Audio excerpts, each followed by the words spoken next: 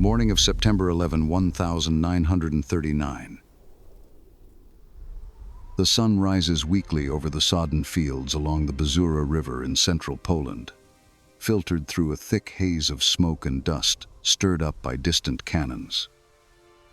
The air carries the acrid smell of burnt gunpowder and churned earth, while the ground trembles lightly with the rumble of approaching armored engines. Polish soldiers, exhausted but determined, adjust their bayonets under the damp weight of mud-caked uniforms, their hearts racing with a mix of hope and primal terror.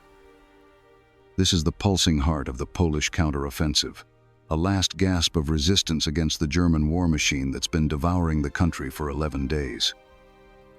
The echo of sporadic gunfire cuts through the silence, like a warning that the day will bring more blood and fire.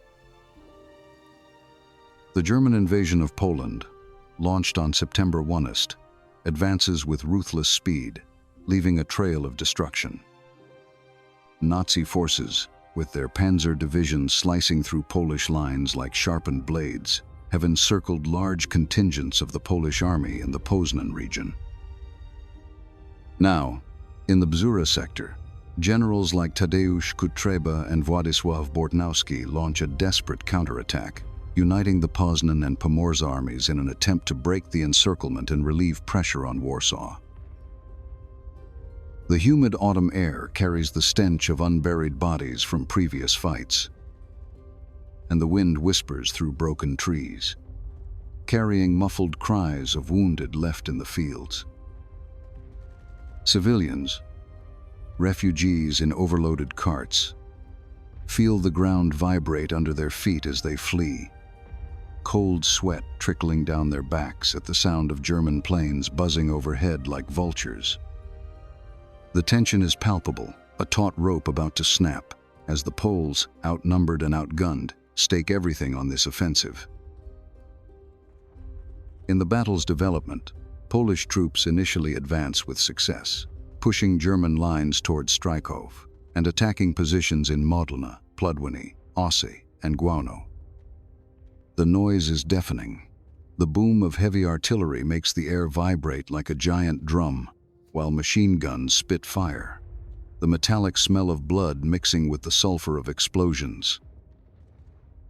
Polish infantry soldiers run through muddy ditches, hearts pounding in their chests, feeling the impact of every bullet ricocheting off the damp soil. Cavalry brigades, supported by TKS and TK3 reconnaissance tanks, threaten German flanks and rears, capturing villages and inflicting significant casualties on the German 30th and 24th Infantry Divisions, with hundreds killed, wounded, and taken prisoner. German tanks, their tracks grinding like breaking bones, respond slowly at first due to the lack of mobile units under General Blaskowitz's command, allowing the Poles to seize villages and key positions for a few precious hours. But the cost is high. Wounded groan on the cold ground, the icy touch of death approaching, as blood soaks the fertile earth. German air superiority begins to assert itself, with Luftwaffe bombers diving, the hum of engines building to the shrill whistle of falling bombs, turning daytime movements into mortal risks, the air filled with clouds of dust and hot metal fragments. Behind the lines, atrocities continue to stain the campaign. SS units, with their skull insignia evoking hell, execute civilians and prisoners with calculated coldness.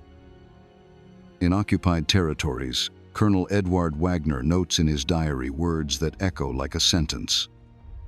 "We are transmitting ruthless orders, which I drafted myself today. There's nothing like the death penalty. In occupied territories, there's no other solution." These orders seal the fate of thousands, authorizing summary executions that leave mass graves smelling of decomposition, the air heavy with the paralyzing terror of families torn apart by force. Jews and Poles are lined up at the edge of freshly dug pits, the sound of machine guns echoing like merciless thunder, while cold sweat and uncontrollable trembling overtake the victims before the abrupt end. Reports of massacres in burned synagogues from previous days, like in Bedzin, linger like ghosts, with the Germans cynically blaming the victims and executing hostages in public squares, the smell of charred flesh still hanging in the humid air. In other fronts, the Polish Navy feels the weight of impending defeat. Polish submarines receive orders to break the blockade and head to Britain or intern in neutral Sweden. Sailors, confined in damp, claustrophobic steel hulls, feel the sway of the cold Baltic Sea waves, the smell of oil and sweat mixing with the anxiety of an uncertain escape. Many of these ships will continue the fight alongside the Allies, but on this day, the command is a tacit acknowledgement of German naval superiority, with invisible torpedoes threatening in the dark depths. Meanwhile, toward Warsaw, German bombers intensify attacks, the hum of engines growing to the sharp whistle of falling bombs, exploding in clouds of dust and fire that fill the air with the stench of burning buildings. Civilians in the capital feel the ground shake like a living earthquake, panic tightening their chests as they run to improvised shelters, the dusty touch of falling debris on their skin. Atrocities reported by witnesses, like Admiral Canaris, who observed orgies of massacres in previous days, hang like a shadow. With accounts of civilians forced to dig graves before being shot, the soft soil yielding under trembling shovels. The Germans, redirecting forces like the 1st and 4th Panzer Divisions and the SS Leibstandarte Regiment, begin to counterattack. The roar of heavy tanks, signaling the end of Polish momentum. Globally, the world watches with a mix of horror and inaction. In America, President Roosevelt, in an implicit message, reflects on the brutality, while neutrals like Iraq sever diplomatic relations with Germany, a distant but significant gesture against Nazi aggression. The smell of failed diplomacy lingers in the air of chancelleries, with urgent telegrams exchanged in smoky rooms, but without direct intervention. In Poland, the day ends with significant losses on both sides, but Polish momentum begins to falter, foreshadowing the final encirclement. The human impacts are profound: families torn apart, soldiers with vacant stares after the sensory chaos of battle, and a nation feeling the inexorable grip of occupation. Tomorrow brings uncertainty, with the stench of war spreading like a plague, leaving scars that will echo for generations.